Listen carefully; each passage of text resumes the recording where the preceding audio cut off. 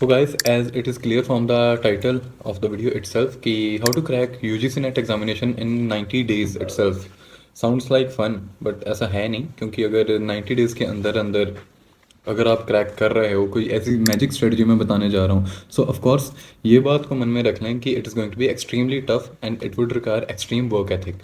ठीक है, तो ये वीडियो बेसिकली उनके लिए है जिनके मन में एक इमरजेंसी है कि एक ही अटैम्प्ट में निकालना है। अगर आप ये सोच के आए हो कि अगर आपके पास ऐसे मौके हैं कि इस बार ना निकला तो अगली बारी भी आप बैठ सकते हो एग्जामिनेशन में, तो ये वीडियो आई डोंट थिंक आपके लिए इतनी अच्छी है, क्योंकि ये उनके लिए अच्छी है जिन्होंने पहले ही मन में सोच के रखा है कि एक ही अटैम्प्ट में करूँगा, अगर करूँगा या करूँगी तो ही, क्योंकि उसके पास एक अटैम्प्ट है या फिर किसी की फाइनेंशियल सर्कमस्टांस है, वो नहीं अफोर्ड कर सकता दूसरा अटैम्प्ट, या किसी की एज निकली जा रही है और लड़की के घर वाले कह रहे हैं कि तुम्हारी शादी कर देंगे एंड वट एवर। ठीक है, तो आपके पास अगर एक ही अटैम्प्ट है, because we all are young और हमारी अलग अलग प्रॉब्लम्स हैं, अलग अलग सर्कमस्टांसेस हैं, तो बहुत बच्चों की ये सर्कमस्टांस होती है कि उनके पास अटैम्प्ट होता ही, they only afford one attempt only, या फिर कोई एक्सट्रीमली एम्बिशियस होता है, या फिर यूजीसी के बाद उसने जुडिशरी भी करने, वट एवर, मतलब बच्चे बहुत कुछ करते हैं। तो अगर आपकी मजबूरी है, अगर आपको करना ही करना है, इतने आप सीरियस हो, तो ये वीडियो आपके काम आएगी, क्योंकि वर्क एथिक बहुत मुश्किल मैं बताने जा रहा हूँ इस वीडियो में। ये मैंने खुद फॉलो किया था 90 डेज़ के, अप्रॉक्सीमेटली 90 डेज़ के अंदर अंदर मैंने UGC scratch level, nursery level से मैंने पढ़ना शुरू किया था। पहले मैं जुडिशरी एंड ऑल के सिलेबस को पढ़ता था बहुत ज़्यादा, मैंने साथ साथ बाद रिवाइज़ किया हुआ था उसको, पर एकदम से कोई मेरी अपनी स्टोरी थी कि अच्छा हुआ चलो मैं इधर लिटिगेशन में आ गया कि यूजीसी नेट पीएचडी के साथ मैं परसुइंग लिटिगेशन फुल टाइम। तो we will discuss it in another video. अगर आप चाहते हो कि बेनिफिट्स क्या हैं यूजीसी नेट के, या मेंटल परसेप्शन क्या होनी चाहिए इस पेपर के लिए, रिलैक्सेशन कैसे करना है इतनी टफ रूटीन में, ये सारी चीज़ें भी अगर आप चाहते हो मैं शेयर करूं तो I will surely share it with you. और ऑनलाइन कोर्सेज जो बेचते हैं यूट्यूब पे, जो टीचर्स हैं, उनकी मोटिवेशन सुनना बंद करो, बिकॉज वो यही कहेंगे कि ये एग्ज़ाम बहुत आसान है और ये हो जाएगा, पर in the end of the day selection rate तो उतना ही रहता है ना। अगर आसान होता तो सिलेक्शन रेट भी बढ़ जाता, आसान होता तो सभी के पास यूजीसी नेट पीएचडी होती लॉ में। ठीक है, तो ये डेडिकेटेड लॉ के लिए वीडियो है, पेपर 2 के लिए, पेपर 1 की स्ट्रेटजी वीडियो अलग से आपको आ जाएगी। सो ऑनलाइन कोर्स जो बेचते हैं उनसे इसलिए बचना चाहिए क्योंकि उन्होंने तो कहना ही है आसान है, अगर वो आसान कहेंगे तो आप इंटरेस्ट दिखाओगे, आप इंटरेस्ट दिखाओगे तो वो आपको कोर्स बेचेंगे। ठीक है कि नहीं? तो मैं कोई कोर्स बेचता नहीं हूँ, मैंने जहाँ से पढ़ाई की है, जो चीज़ मैंने फॉलो की है, वो मैं आपके साथ शेयर कर दूँगा। ठीक है, तो आपने इन बातों का ख्याल रखना है। बहुत डीप में मैंने वीडियो ये शूट करनी है, क्योंकि जब मैं खुद तैयारी करता था मेरा ये होता था कि कोई एक ऐसी वीडियो मिल जाए मुझे कि उसको देख के मुझे एक तरह से ना पाथ नज़र आ जाए, पाथ दिखा दे वो इंसान, और उस पाथ के ऊपर चल के मैं अपना पेपर क्लियर कर लूँ। मैं मेहनत करने के लिए तो पूरा तैयार हूँ, लेकिन कोई बस पाथ बता दे, मेरा बड़ा भाई बन के ना मुझे सारा बता दे। तो ऐसी वीडियो की थी नहीं यूट्यूब पे, so I thought to be your बड़ा भाई, तो आपको मैं सारी स्ट्रेटजी बताऊंगा कि कैसे क्लियर किया है मैंने। तो क्योंकि टीचर्स जब बताते हैं ना, वो अपने एनालिसिस और टीचिंग एक्सपीरियंस से बताते हैं, लेकिन रिसेंटली जिसका खुद का हुआ होता है उसका परसेप्शन डिफरेंट होता है, उसने रिसेंटली सारा कुछ किया होता है। तो वो चीज़ को फॉलो करना लाइफ में किसी भी कम्पिटिटिव एग्ज़ाम में बहुत ज़्यादा इंपॉर्टेंट हो जाता है। ठीक है, तो I will start with day routine and work hours. Work hours इसमें होने चाहिए, आपके स्टडी आवर्स होने चाहिए मिनिमम 10 to 12 आवर्स आपने रोज़ पढ़ना है। संडे की कोई छुट्टी नहीं मिलेगी, 24/7 आपने इसी के जोन में रहना है, क्योंकि 90 डेज़ के अंदर क्लियर भी तो करना है। तो आसान सुनने में लगता है लेकिन होता नहीं है। अगर कम टाइम में आप क्लियर करोगे तो आपको उतना टफ इलॉन मस्क लेवल का वर्क एथिक देना ही पड़ेगा। I was myself inspired from the routine of Elon Musk and I use to follow him only. Routine आपकी ये होनी चाहिए कि आपने सोते उठते ही ना, पहले तो मैं क्या करता था फॉलो, मैं सोते उठते ही 8 बजे उठ जाता था, और 8 घंटा ना पहले नींद भी लेनी है, बहुत ज़रूरी है। 12 से 8 सो लिया करो, बढ़िया रहता है। 8 बजे उठते ही सीधा स्टडी टेबल पे, कुछ नहीं करना, सीधा पढ़ने बैठ जाना। ठीक है, 45 मिनट पढ़ भी लोगे तो पहले तो आपका दिन अच्छा निकलेगा, क्योंकि पहले 45 मिनट आपने पढ़ के कुछ सीख लिया होगा, कुछ पढ़ लिया होगा, कुछ जान लिया होगा, तो उससे आपके हार्मोन्स एक्ट करेंगे कि हाँ भाई अभी तो दिन की शुरुआत हुई है और मैंने कुछ सीख लिया, कुछ पढ़ लिया मैंने अच्छे से, तो उससे आपके हार्मोन्स अच्छे रहेंगे। 40-45 मिनट पढ़ लो सोते उठते ही, ग्रैस्प करोगे, अच्छा समझ आएगा आपको। फिर उसके बाद आप 10-15 मिनट फ़ोन चलाओ, फ़ोन चला के नोटिफिकेशन देखो, इंस्टाग्राम चलाओ। ठीक है, मैं मना नहीं करता किसी चीज़ से, आप सब कुछ करो, फिर उसके बाद ऐसे ही सुबह 8 से लेके शाम के 8 बजे तक बैठे रहो और बीच बीच में फ़ोन चलाओ और सब्जेक्ट्स कवर करते रहो। ठीक है, ये चीज़ होगी। 12 घंटे आपको पढ़ना है, मिनिमम पढ़ना है। ठीक है, क्योंकि जब अखीरले 15-20 दिन आ गए थे ना, तो आई यूज़ टू स्टडी 16 आवर्स और बोर मैं होता नहीं था, क्योंकि ये अलग से ही सिलेबस था। जुडिशरी वाले सिलेबस से टोटली डिफरेंट था। पेपर 1 तो है ही, मतलब एक तरह से IQ टेस्ट ही है वो। तो वो बहुत इंटरेस्टिंग मुझे लगता था। रूटीन में आपको बता रहा था कि रूटीन में आपको सुबह 8 से शाम के 8 तक आपने कर लेना, और मिनिमम इतना तो करो ही ना। ठीक है, 10-12 घंटे तो पढ़ो मिनिमम। ठीक है, और ये चीज़ है, संडे की छुट्टी कोई नहीं है। और उसके बाद बुक्स आपको मैं दिखा देता हूँ कौन सी मैं फॉलो करता था। ये पहले तो नोट्स आपने फॉलो करने हैं। ये YG सर के नोट्स हैं। ये मैं आपको बता दूंगा क्या क्या चीज़ है। ये परीक्षा मंथन की जुडिशियल कंपाइलेशन है। इसमें हर तरह के वो दिए हुए हैं, लॉज, हर तरह के सब्जेक्ट ही कवर किए हुए हैं इन्होंने। ये LLM वाली बुक है। इसमें ना दिल्ली के, मैंने सुना था कि UGC के लिए दिल्ली के लास्ट PYQs, दिल्ली क्लैट के, LLM के, वो बहुत काम आते हैं। तो उसके लिए मैंने ये बुक फॉलो की थी। PYQs में दिल्ली के इससे फॉलो देखता था। फिर उसके बाद सिंघाल के वॉल्यूम आगे 4, ये जुडिशियल वाले, ये बहुत काम आते हैं। हर तरह का सिलेबस सब्जेक्ट इन्होंने कवर कर रखा है। और ये अरिहंत की UGC नेट लॉ वाली किताब है। इसमें भी कुछ कुछ MCQs बहुत अच्छे मिल जाते हैं। ठीक है, तो ये मेरा था। बाकी ये रेफरेंसेस बुक्स हैं अकेली। ठीक है, बेयर एक्ट तो आपने सारे लेने ही हैं, और सब्जेक्ट की बुक्स भी आपके पास होंगी। ठीक है, तो उसकी बिल्डिंग अलग होगी किताबों की, ये बिल्डिंग अलग है किताबों की। ठीक है, it is not an easy exam, it is a tough exam. ठीक है, तो जैसे कि बुक्स आपको मैंने दिखा दी हैं अपनी, तो इन बुक्स की मदद लेके आपने अपनी स्ट्रेटजी, जो पाथ आपको बताने जा रहा हूँ, उसको फॉलो करना। तो पहले तो आपने लेना है, डाउनलोड करना है UGC का नेट लॉ का सिलेबस के ऊपर ही आपने सारी स्ट्रेटजी बिल्ड करनी है। उसके ऊपर ही सारा कुछ लिखना है। ये मैंने बहुत प्रॉपरली सॉर्ट किया था।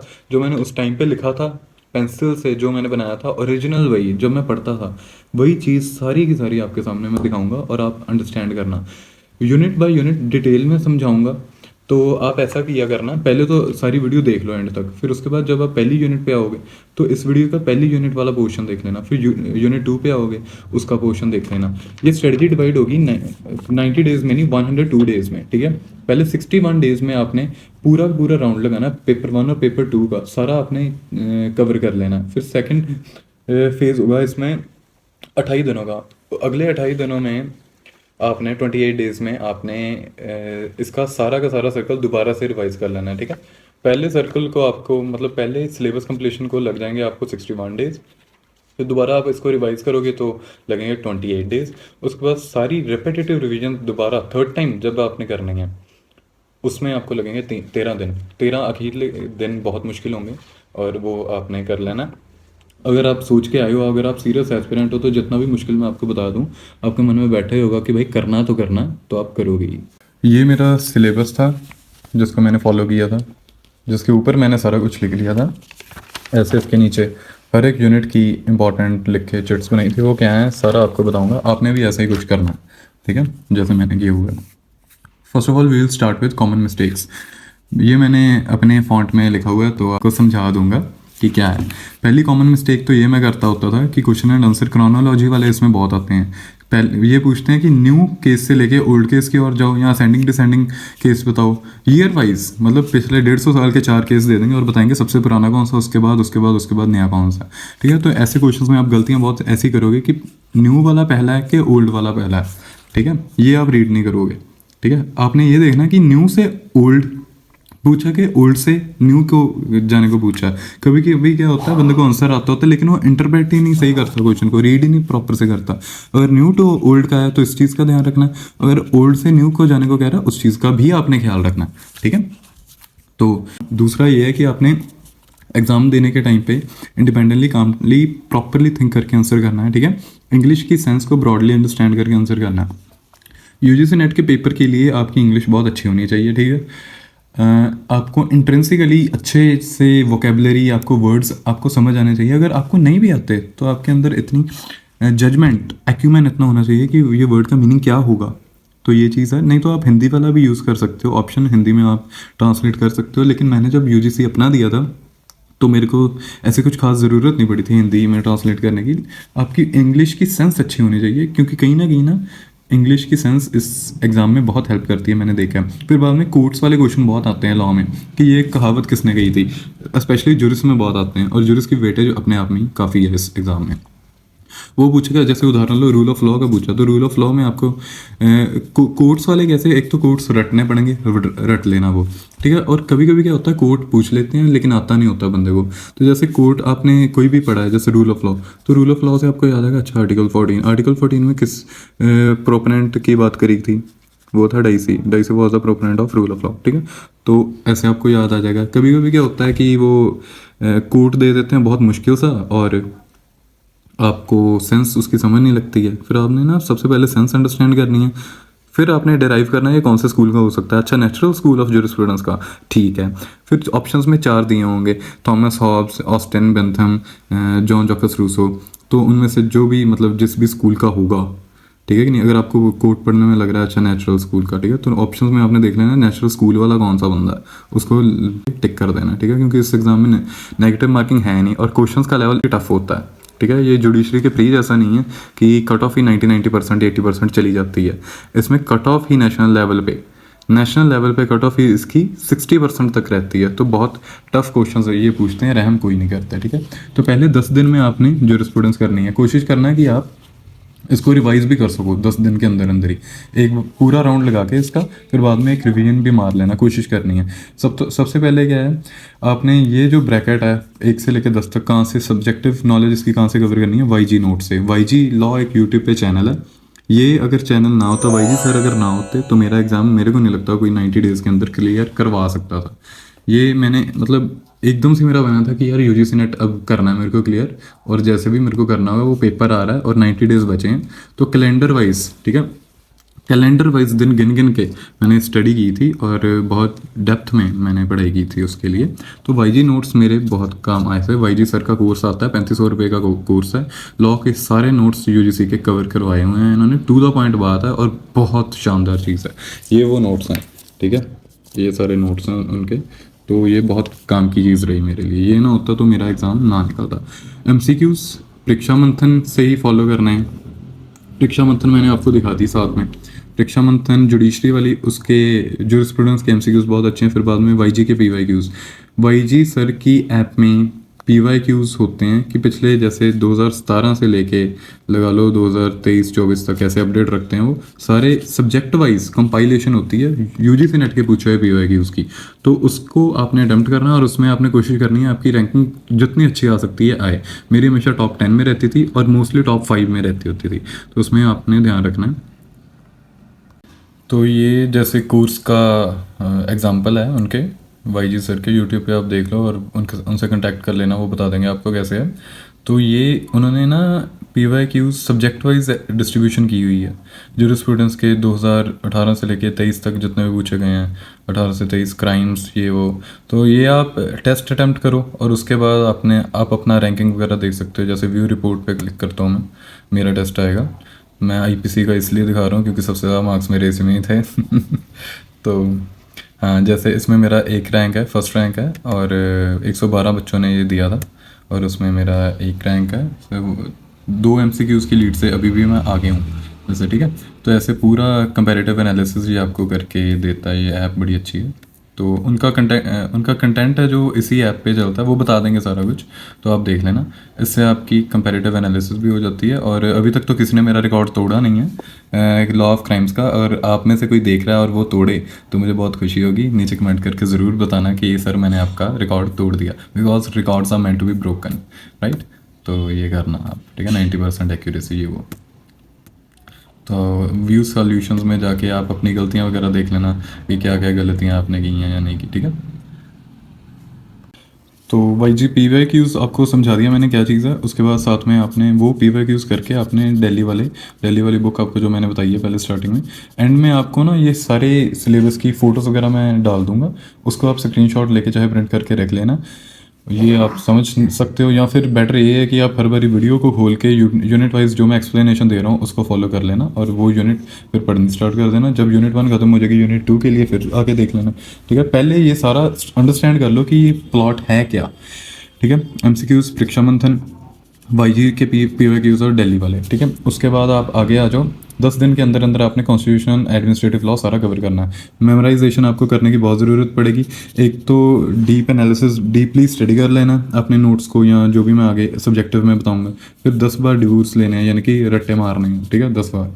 ठीक है, आई नो सुनने में अजीब लगता है ये वो concept clarity. Sir concept clarity अगर आप देखें तो हर किसी को होती है, ठीक है, लेकिन कॉम्पिटिटिव एग्जाम वही क्रैक करता है जो अपनी एबिलिटी को बियॉन्ड एक्सटेंट शो करता है, और वही शो कर पाता है जिसके टिप्स पर हर चीज़ आ जाती है। टिप्स पर हर चीज़ तब आती है जब आपको नॉलेज होती है, और नॉलेज आपने बार बार उसको रिवाइज किया होता है, because revision is the key to success in any competitive examination. 1 से लेके 7 तक मैंने कवर किया हुआ है आर्टिकल। ये temporary transitional and special provisions आपने कवर करनी in respect to certain states. ये आर्टिकल्स 369 से 392 तक, ठीक है, इसको मार्क कर लेना। फिर सब्जेक्टिव नॉलेज आपने लेनी है, बेयर पढ़ना। कॉपी एक मेरे पास होती थी, उसमें लैंडमार्क जजमेंट्स मैंने लिखी होती थी, तो वो आपकी अपने पास कोई है तो आप उसको फॉलो करो। और वाईजी के नोट्स आपने पढ़ने हैं इसके लिए, ठीक है, पहले से लेके 7वें पॉइंट तक। एमसीक्यूज कवर करने हैं आपने परीक्षा मंथन के, ठीक है। और Y G P Y Qs तो हर बार मस्ट है ही, because P Y Qs are of utmost importance in this exam. 8 से लेकर 9 पॉइंट तक आपने एडमिनिस्ट्रेटिव लॉ वाई जी के नोट्स से सिर्फ पढ़ना है। एम सी क्यूज़ की कोई खास ज़रूरत नहीं है, इतनी उसकी वेटेज भी नहीं होती। एम सी क्यूज़ मतलब आपके अपने आप कवर हो जाएंगे नोट्स कर लोगे तो। आर्टिकल 245 से लेकर 263 तक रिलेशंस बताए गए हैं, उसमें सेंटर स्टेट यूनियन पार्लियामेंट वगैरह वगैरह के, तो आपने वो कवर कर लेने हैं। फिर उसके बाद ये इंपॉर्टेंट, ये मैं क्या करता था कि जब पी वाई क्यू वाला टेस्ट दे देता था उसके बाद मैं एनालिसिस करता था कि पी वाई क्यू में क्या ऐसा है जो मेरे से कवर नहीं हो पाया, या फिर जिसमें मैं अभी भी लैक कर रहा हूँ ये सब पढ़ने के बावजूद भी, ठीक है। तो पी वाई क्यू के एनालिसिस ये समझ लो कि आत्मा है सारे पी वाई क्यूज़ की, और ये बहुत काम की चीज़ है, ये मेरी रिसर्च का आउटकम है, तो आपको मैं दे रहा हूँ और आप इसको बहुत अच्छे से आपके काम आ सकती है ये चीज़। रीड ऑल लिस्ट, ये सिलेबस में ये चीज़ें दी नहीं गई, लेकिन यूजीसी नेट वालों ने पूछी हैं, तो ये क्या क्या क्या ऐसी चीज़ें हैं जो वो करते हैं, क्योंकि बहुत अनप्रिडिक्टेबल सा इनका एग्ज़ाम होता है, ठीक है। इसीलिए पी वाई क्यूज़ के ऊपर आपकी पकड़ बहुत अच्छे से होनी चाहिए, ठीक है। तो read all list 1, list 2, list 3, union centre state वाली लिस्ट आपने ऑलमोस्ट मेमोराइज करने की कोशिश करनी है, लेकिन होंगी नहीं सारी की सारी, लेकिन आपने उसका फिलॉसफी अंडरस्टैंड कर लेनी कि वो कैसे वर्क करती है, ताकि कि कल को आपको सवाल पूछें और आपको आता हो। मेमोराइज करने हैं आर्टिकल्स, ये तो बहुत ही ज़्यादा ज़रूरी है, टिक देखो कितने लगाए हुए हैं, बहुत ज़्यादा ज़रूरी है। मेमोराइज करने हैं आपने केस लॉज मतलब अच्छे से, मतलब जितने भी नोट्स में दिए हुए हैं ना, मोस्ट ऑफ देम रट्टी लेने हैं, कॉन्स्टिट्यूशन के बहुत काम की चीज़ है, ठीक है। उसके बाद पार्ट्स में डिवाइडेड है ना हमारा कॉन्स्टिट्यूशन, पार्ट्स को रटना है। रिसेंट मेजर कॉन्स्टिट्यूशनल केसेस वो याद करने हैं। एक्ट क्या अमेंडमेंट क्या हुई है, एक्ट कौन से एक्ट ने इसको चेंज किया है, जैसे जम्मू एंड कश्मीर रीऑर्गेनाइजेशनल एक्ट ने सभी बेयर्स को चेंज किया था ना, जैसे हल्का हल्का उन्होंने बताया था कि भाई Jammu and Kashmir is also part of India and stuff, तो वो थोड़े बहुत चेंजेस, मतलब जो भी जनरल अवेयरनेस में हो रहा है ना वो अपने पकड़ में रखना है। रीड करने हैं नोट्स प्रॉपर्ली, जितने ज़्यादा कर सको उतना अच्छा है। अच्छा, ये वो आर्टिकल्स हैं जो सिलेबस में नहीं एग्जैक्टली बताए गए पर फिर भी पूछा जाता है। 301 से लेकर 307 तक, 379A, 338, 338A, 350 से 351, 338B, 342A, 342, 341, ये सारे आपने बेयर को अच्छे से रट लेना है। फिर बाद में सब्जेक्ट्स ऑफ शेड्यूल 11, 12 ये आपने रीड करने हैं, ठीक है। तो ये कॉन्स्टिट्यूशन आपका हो गया। उसके बाद PIL public international law and IHL, PIL interest litigation नहीं, पब्लिक इंटरनेशनल लॉ, और IHL इंटरनेशनल ह्यूमैनिटेरियन लॉ। ये 8 दिन के अंदर अंदर आपने कवर करना है। कैसे कवर करना है, ठीक है, पहले से लेके ब्रैकेट देखो 10वें तक मैंने लगाई हुई है। पहले तो आपने मेमोराइज करने हैं नोट्स, इसके लिए एक डीप, फिर बाद में डिवोर्स मतलब रिवीजन करनी है आपने। PYQs आपने अच्छे से करने हैं, चट नीचे लगाई हुई है वो, उसको पढ़ते हैं हम, और परीक्षा मंथन से आपने करना है MCQs को कवर, ठीक है। सब्जेक्टिव नॉलेज YG नोट से आपको मिलेगी। MCQs की नॉलेज YG के टेस्ट से आपने लेनी है, YG के टेस्ट आपने करने हैं। YG की ऐप में ना उन्होंने टेस्ट स्पेसिफिकली PIL के दिए हैं, क्योंकि PIL के MCQs मिलते नहीं हैं जल्दी, तो अपने PIL के MCQs वहाँ से लेने हैं, और परीक्षा मंथन से भी मिल जाएंगे। YG के PYQs वो तो हैं ही हैं। NTA 100 गूगल करना है, NTA 100 MCQs of public international law, उसके ऊपर ये आ जाएंगे, तो वो आपके काम आ जाएगा। दिल्ली के PYQs आपने करने हैं। दिल्ली वाली बुक में ना क्लैट के LLM के सारे दिए हुए हैं लास्ट ईयर, बस पिछले 5 साल का अपने स्टैक गो थ्रू कर लेना, ठीक है। उसके बाद चिट हम इसके बाद देख लेते हैं। चिट बाद में ये हो गया, ये हो गया, ठीक है। चिट हम नीचे खोल के देख लेते हैं। पी आई एल की कहती क्या है? पी आई एल की चिट कहती है कि रीड नोट्स करो डीपली, क्योंकि जब मैंने test P Y Q analysis किए थे तो मेरे को लगा था कि नोट्स और डीपली पढ़ूँ तो और ज़्यादा स्कोर करूँगा। तो डीपली नोट्स पढ़ने हैं। Year of main landmarks to, landmark judgments के साल भी आपने वो तो रटने हैं समझ लो, ठीक है, क्योंकि लैंडमार्क जजमेंट्स के साल पूछ लेता है ये। तो मतलब बहुत ही अनप्रिडिक्टेबल सा मुश्किल सा एग्ज़ाम है ये। तो बस है तो है, आपने क्लियर करना है तो करोगे आप, ठीक है, ऐसे ही करोगे। यूएन की चार्टर सारी रटनी नहीं है, जो सर ने कही है वो रट लेनी है। मोस्ट इंपॉर्टेंट है यूडीएचआर, वो भी आपने कर लेना है, universal declaration of human rights. Memorise करने हैं नोट्स बेस्ड आर्टिकल्स, नोट्स में आर्टिकल्स जो दिए हैं वो रट लेने हैं। किसी भी सब्जेक्टिव की कोई भी कॉम्प्रीहेंशन, हाँ, पीआईएल की कोई भी कॉम्प्रीहेंशन आए तो अच्छे से रीड करो मल्टीपल टाइम्स, ठीक है। पंजाबी को मैंने इंग्लिश में लिखा हुआ है तो शायद आप समझ ना पाओ कुछ चीज़ें, तो एनीवेज, तो बाकी मैं हूँ समझा रहा हूँ ना आपको, तो अच्छा रहेगा आपके लिए, वो आप सुनते रहो और करते रहो, ठीक है। All the best. और उसके बाद लॉ ऑफ क्राइम्स आ गया। ये मेरा सबसे स्ट्रॉन्ग सब्जेक्ट था, जैसे कि आपको मैंने दिखाया। While giving test checked by the counterfeiting. हाँ, काउंटरफीटिंग ये जो दिया हुआ है ना, इसमें पिछले 5 साल में एक ही क्वेश्चन आया है। तो जो मैंने भी दिया था उसमें भी एक भी क्वेश्चन नहीं आया था, तो ये चाहे स्किप कर दो, कोई ज़रूरत नहीं रहेगी। उसके बाद ये जो पहला टॉपिक है, इसके रेलेवेंट आईपीसी सेक्शंस हैं 34, 120, AB 107, 149, ठीक है। बुक मेरी एहसन मिश्रा की थी। तो ये सारा का सारा यहाँ से लेके यहाँ तक ब्रैकेट लगाई है, ये आईपीसी के बेयर से कवर किया था मैंने। एमसीक्यूज ये सारे टॉपिक्स के मैंने किए थे। आईपीसी नोट्स वाली कॉपी मेरी थी, चलो। वाईजी की पीवाईक्यूज से करे थे, और सिंघाल पढ़ी थी अच्छे से, परीक्षा मंथन पढ़ी थी, और दिल्ली के पढ़े थे मैंने, दिल्ली लॉस, जो बुक्स आपको मैंने दिखाई हैं वहीं से। उसके बाद 7 से लेके 10 यूनिट तक, यूनिट के 7 से लेके 10th टॉपिक तक वो मैंने कवर किए थे। एक्स्ट्रा ठीक है। तो ये मैंने वाईजी के नोट से पढ़े थे। एमसीक्यूज़ मेरे अरिहंत के थे, इसके ऊपर एमसीक्यूज़ नहीं मिलते हैं, तो अरिहंत से मैंने, अरिहंत में हर चीज़ के एमसीक्यूज़ मिल जाते हैं, तो वो मैंने पढ़ लिए थे, ठीक है। तो 11वां पॉइंट मैंने इसमें बनाया हुआ है कि सेक्शन 196 और 198 के ऊपर, हाँ, ये इसमें से थोड़ा सा ना पूछ लेते हैं। सीआरबीसी के ये दो सेक्शन हैं, ये उससे आई थिंक डील करते हैं कि अगर पब्लिक सर्वेंट के खिलाफ कार्रवाई करनी है तो कैसे करनी है। तो ये थोड़ा बहुत ना उनमें से वगैरह पूछा गया था कुछ, तो मतलब आप पढ़ लेना यार सीआरबीसी के ये दो सेक्शंस, ठीक है, काम आएंगे।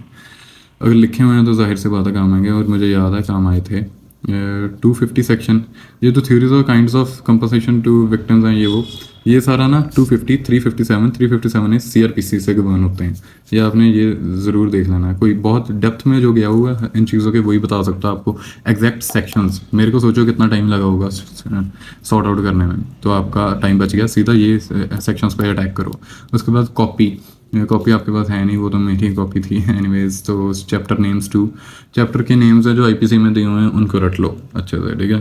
और नंबर मेमोराइज करो, ठीक है, नंबर्स भी उनके मेमोराइज कर लो।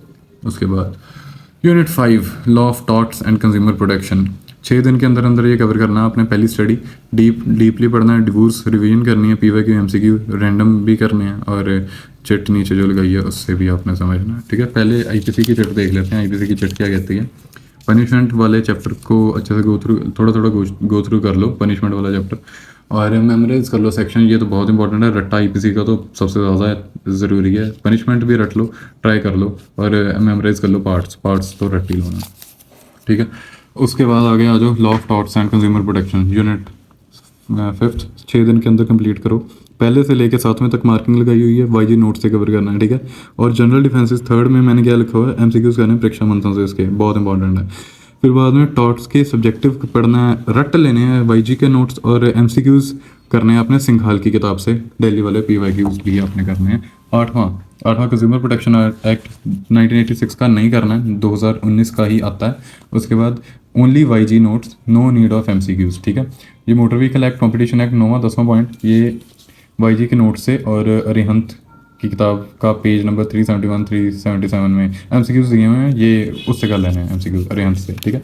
और इसका देखें टॉर्ट्स के एनालिसिस किए हैं मेरे पीवाईक्यूज के। They ask which case relates to which topic, जैसे कि नेग्लिजेंस का कोई केस डाल देंगे, कोई केस डाल देंगे, नीचे ऑप्शन दे देंगे वगैरह लायबिलिटी, नेग्लिजेंस, ये वो, या एब्सोल्यूट लायबिलिटी, या जैसे भी आपको पता होना चाहिए ये केस इस टॉपिक से डील करता है। उसके बाद सारे वर्ड्स नोट्स के डीपली रीड करने हैं, मेमोराइज कर लेनी है नोट्स की हेडिंग्स, स्पेशली एक्सप्लेनेशन डिफेंसिव, मतलब नोट्स कमाल के हैं यार, ठीक है, मतलब ये मेरे काम आए थे बहुत।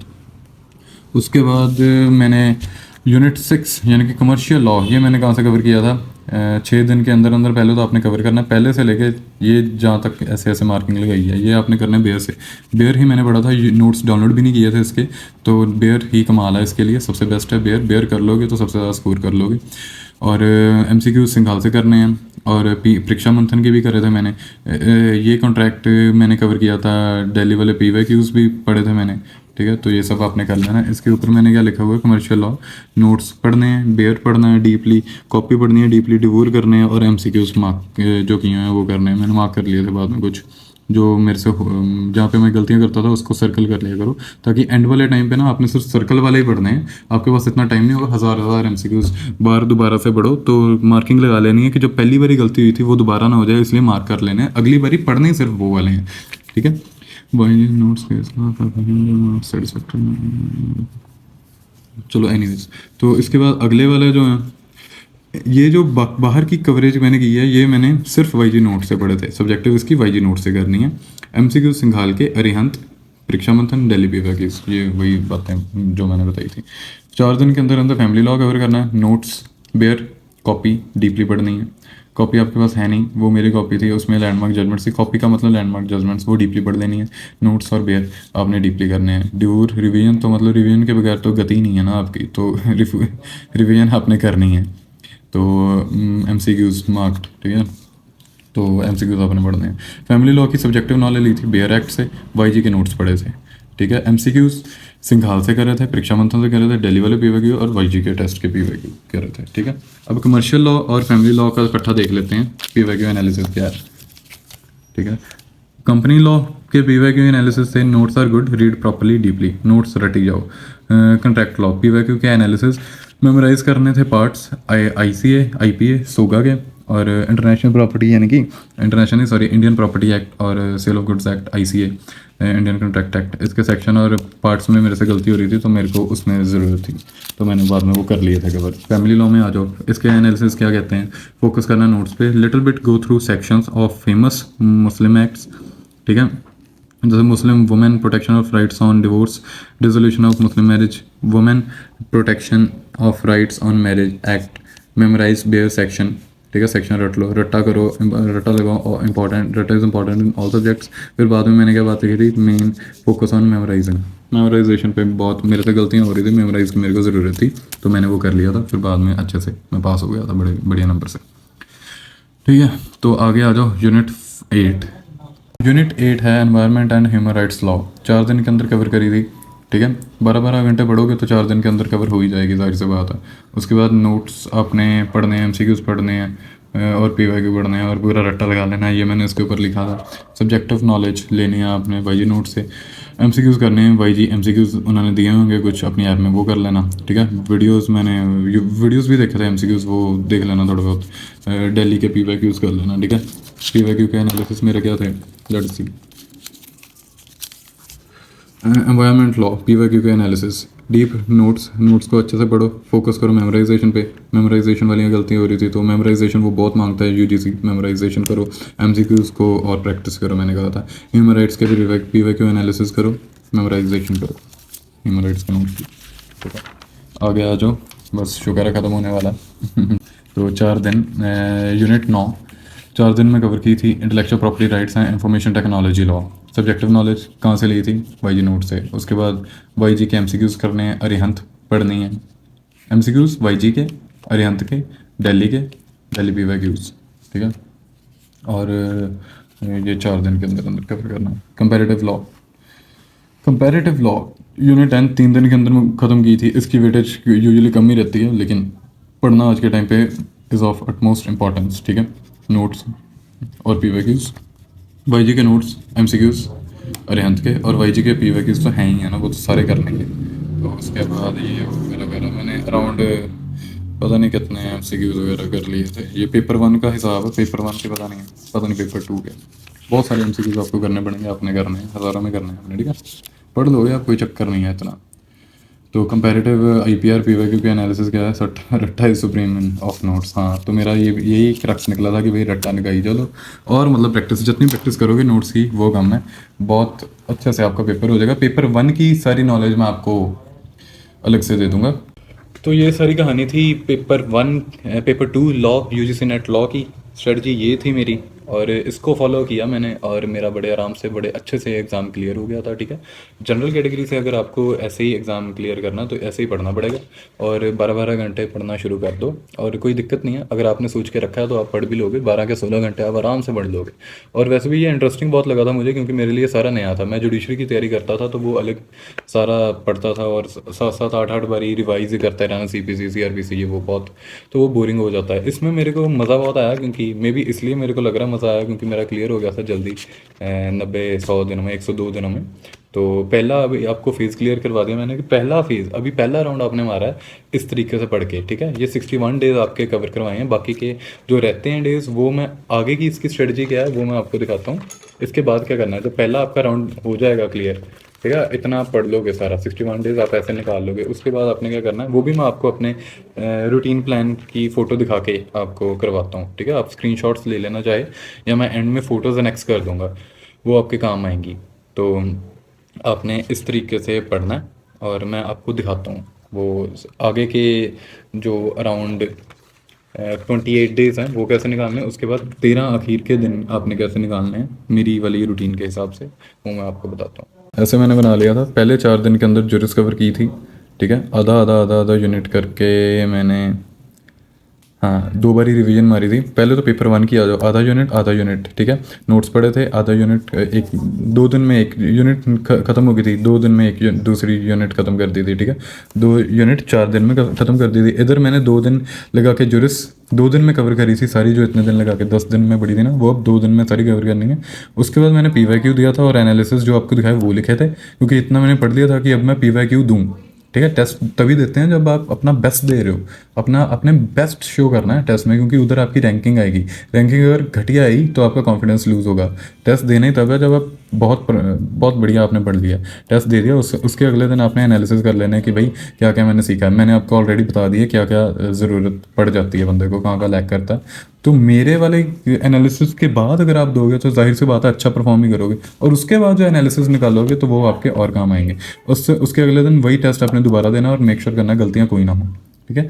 ये आपकी 4 दिन में जुरिस पढ़ भी लिया आपने, रिवीजन भी कर ली, ठीक है। आधा आधा आधा आधा जुरिस। उसके बाद आगे आ जाओ 7वें 8वें 9वें दिन। फिर ये पेपर वन का सारा बताया हुआ है मैंने, केवीएस मैंने लिखा हुआ है, केवीएस तो घर के अंदर डालने भी नहीं आया आपने, ठीक है। बहुत किसी काम की किताब नहीं है। पेपर वन में बताऊँगा कहाँ से पढ़ना है। मैंने पढ़ लिया था, मैंने टाइम वेस्ट कर लिया था, आप ना टाइम वेस्ट करो, इसलिए मैं आपको रेकमेंड नहीं कर रहा। घर के अंदर आने ना देना ये केवीएस की किताब, ट्रूमैन की किताब बकवास चीज़ है, ठीक है। हाफ यूनिट करके 2-2 दिन में ना आपने जो मैं बताऊंगा आपने वो पढ़ना है पेपर वन के लिए। 2 दिन में आपने कवर करनी है पेपर वन की 1 यूनिट। और नीचे क्या चल रहा है देखो, लॉ का ये चल रहा है, हाफ हाफ हाफ हाफ, वही 2 दिन में 1 यूनिट कंप्लीट कर ली अब कॉन्स्टिट्यूशन की। उसके बाद पीवाईक्यू एनालिसिस करके रिवीजन कर ली, फिर दोबारा फिर तीसरी यूनिट करी 2 दिन में। 2 दिन में कवर, 2 दिन दिए चौथी यूनिट को, जो 2 दिन दिए पाँचवीं यूनिट को, फिर 6वीं, फिर 7वीं, फिर 2 दिन 8वीं, फिर 2 दिन 9वीं, फिर 2 दिन 10वीं।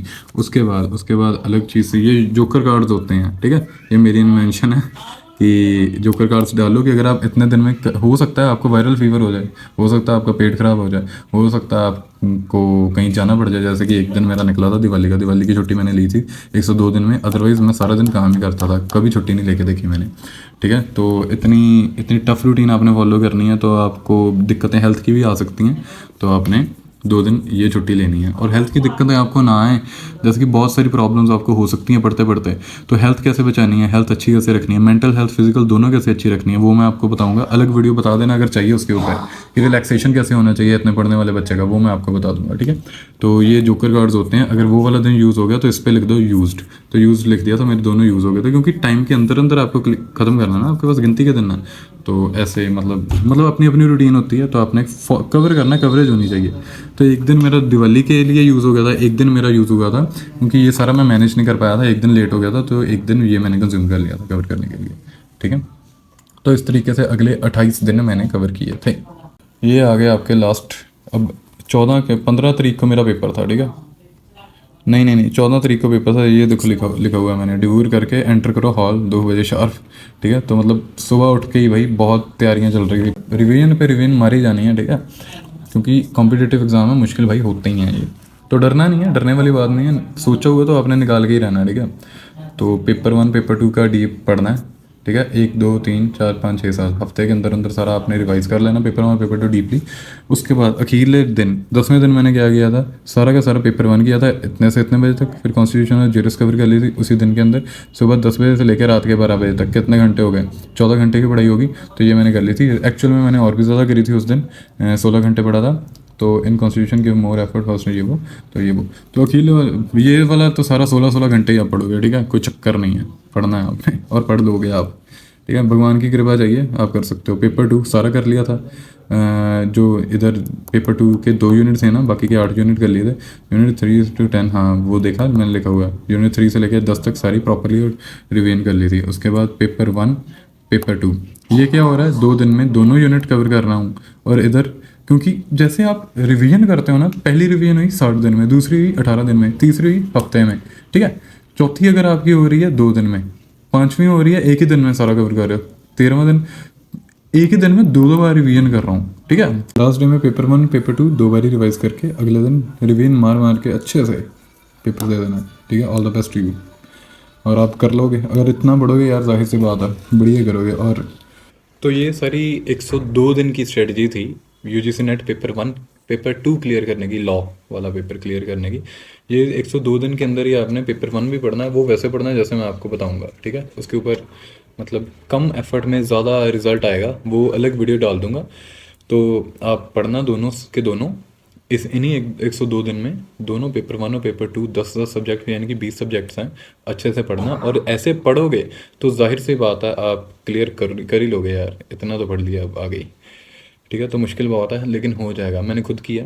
और मैंने 102 दिन, ये मेरी ही स्ट्रेटजी है, ये मेरे काम आई है ये चीज़। तो मैंने कहा कि ये वीडियो ऐसा कोई है नहीं ऑलरेडी यूट्यूब पे कि कोई एक इंसान अपनी सारी स्ट्रेटजी इतनी डेप्थ में समझा दे, एक एक चीज़ स्पून फीड करके बता दे। तो पाथ की स्पून फीडिंग ही है, कंसेप्ट की स्पून फीडिंग तो इतनी इस आप यूजीसी नेट का पेपर दे रहे हो, आपको इतनी ज़रूरत ही नहीं पड़ेगी, नोट्स वगैरह पढ़ोगे आपको अपने आप आ जाएगा, क्योंकि आप अब बड़े बच्चे हो गए हो। तो ठीक है, तो ये चीज़ है सारी। और इसके अलावा अगर आप चाहते हो कि मैं बेनिफिट्स क्या हैं यूजीसी नेट पीएचडी के वो बताऊं, उसकी अलग वीडियो बनाऊं, तो नीचे कमेंट कर देना। मेंटल परसेप्शन क्या होनी चाहिए एग्ज़ाम को क्रैक करने की, वो अलग होती है। जो क्लियर करते हैं ना, उनके मेंटल परसेप्शन डिफरेंट होती है, वो वैसा नहीं सोचते जैसे बाकी लोग सोचते हैं। कोई भी एग्ज़ाम हो कॉम्पिटिटिव, चाहे आईआईटी जेईई हो, नीट हो, या ठीक है जुडिशरी का एग्ज़ाम हो या यूजीसी नेट लॉ का हो, कोई भी एग्ज़ाम अगर आप करते हो कॉम्पिटिटिव क्लियर, उसके लिए अलग सी मेंटल परसेप्शन चाहिए। वो उसके ऊपर वीडियो चाहिए हुआ बता देना। रिलैक्सेशन कैसे करनी है, इतना पढ़ाई करनी है 12 से 16 घंटे, तो मेंटल हेल्थ कैसे बचानी है, फिजिकल हेल्थ कैसे बचानी है, उसके ऊपर वीडियो चाहिए, वो बता दूंगा। सिलेक्शन रेट एक्चुअल में क्या है यूजीसी नेट लॉ का, उसके ऊपर वीडियो चाहिए, वो बता दूंगा। ठीक है, तो थोड़ा स्मार्ट होके खेलना आपने इस गेम को। पढ़ाई तो करनी है, इंटेंस हार्डवर्क तो है ही, लेकिन हार्डवर्क सही डायरेक्शन में होना चाहिए। वो डायरेक्शन क्या है वो मैंने आपको बता दिया। So all the best to you and I hope जो देख रहे हैं, जो यहाँ तक आ ही गए हैं वीडियो के, तो जाहिर सी बात है आप सीरियस तो हो ही। और अगर इतने सीरियस हुई तो आप पढ़ोगे भी, पढ़ोगे तो पेपर निकालोगे भी। तो नीचे कमेंट्स में बताना कि सर आपकी दी हुई ये चीज़ काम आई। और वाई जी सर से अगर पढ़ोगे तो उनको भी थैंक यू ज़रूर करना, जैसे मैं आज उनसे पढ़ के उनको थैंक यू कर रहा हूँ। ठीक है, so that's it from my side and thank you so much. और गाइस मेरे 11th में 68% मार्क्स थे, और अगर मेरा हो सकता है तो तुम्हारा क्यों नहीं हो सकता यार। ठीक है।